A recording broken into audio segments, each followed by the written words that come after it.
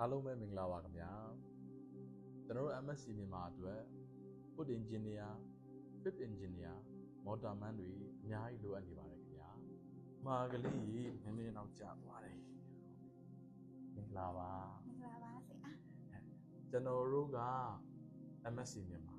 အတွက်လိုအပ်တဲ့ယာတူတွေကိုကျွန်တော်တို့ကအမြဲတမ်း TikTok တို့ Facebook ကနေကျွန်တော်တို့က message ပေးတယ်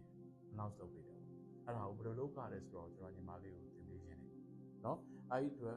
အရင်ဦးဆုံးညီမလေးကလက်ထားတဲ့နေရာလေးကိုအရင်ဦးပြောင်းပေးလက်ကိုဒီစဘောလေးပေါ်တင်ပေးတာရာတော့တင်တဲ့ခါကျရင်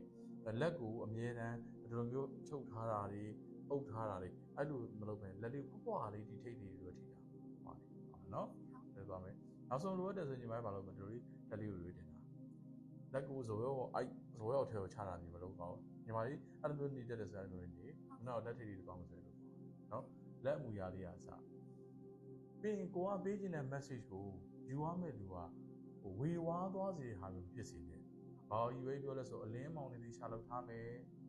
background တွေရှာလုပ်ထားမယ်တချို့ဆိုရင် TikTok တွေမှာကပြီးတော့လူခေါ်ရဲကြီးညာရဲ sorry လူခေါ်ရဲမသုံးဘူးเนาะ position တွေဘာတွေလုပ်လဲဆိုတော့ announce လုပ်ပေးရမယ်ဆိုတော့အဲ့ဒါမျိုးတွေကိုသုံးတဲ့အခါကျမှအရေးကြီးဆုံးကဘာလဲဆိုတော့ loud and clear စကားပြောတဲ့အခါကျရင်အရန်အကျယ်ကြီးလည်းမဟုတ်အရန်အတိုးလည်းမဟုတ်ဟိုရင့်ရင်တီးလည်းမဟုတ်ဘူးအရန်ကြီးတစ်မျိုးလည်းမဟုတ်ပါဘူးအဲ့ကြားထဲမှာညမလေးကစကားပြောရမယ်ဆိုရင်ပထမဦးဆုံးလက်ပေးထားတဲ့အနေထားသိသွားပြီဘယ်တော့မှဆိုတော့စက်လေးထားပြီးနေမယ်ပြီးရင်ကျွန်တော်တို့မင်္ဂလာပါလို့ကျွန်တော်လှုပ်ချတဲ့အခါကျရင်ကျွန်တော်မြန်မာလူမျိုးမှာ၃မျိုးရှိတယ်နှစ်ဖူးပေါ်တင်ပြီးတော့ဒါဘုရားရှိခိုးတယ်သူကြောင့်ဒီလိုသွားမယ်ဆိုရင်လည်းဒါဘုထက်တက်ကြီးဝါကြီးနဲ့ရဟန်းတန်ဃာတွေကို respect ပေးတယ်နောက်ရှိခိုးဒါကြတော့ကျွန်တော်မင်္ဂလာပါအဲစတယ်ညီမလေးကစပြီဆိုရင်ကျွန်တော်ကဟိုမှာဟိုညီမလေး1 2 3ဆိုရင်ညီမလေးကမင်္ဂလာပါဒါဆိုရင်ကြည့်ပြောကြည့်မင်္ဂလာပါဟုတ်ပါနော်ဟုတ်မင်္ဂလာပါကျွန်တော်ပြောရစီနော်ဟုတ်မင်္ဂလာပါခင်ဗျာကျွန်တော်ကတော့ MSc မြန်မာက Senior Crew Manager ကျွန်တော်အောင်ကျော်ပါခင်ဗျာ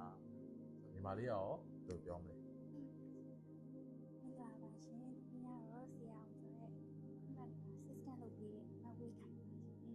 ဟုတ်ပြီအမြဲတမ်းဗာပြော MSc မြန်မာကိုထည့်ပြောเนาะဒါဆိုရင်ကျွန်တော်ကအခုညီမလေးကိုကျွန်တော်တို့ MSc မြန်မာအတွက်လိုအပ်နေတဲ့ကျွန်တော်တို့ position လေးတွေကိုကျွန်တော်တို့ကအခု announce လုပ်ပေးပါမယ်လိုအပ်နေတဲ့ယာတုကတော့ညီမလေးကိုကျွန်တော်ပြောပြရမှာပါလဲဆိုတော့ပြီးရင်ကင်မရာလေးကြည့်ပြောပြီးမင်္ဂလာပါ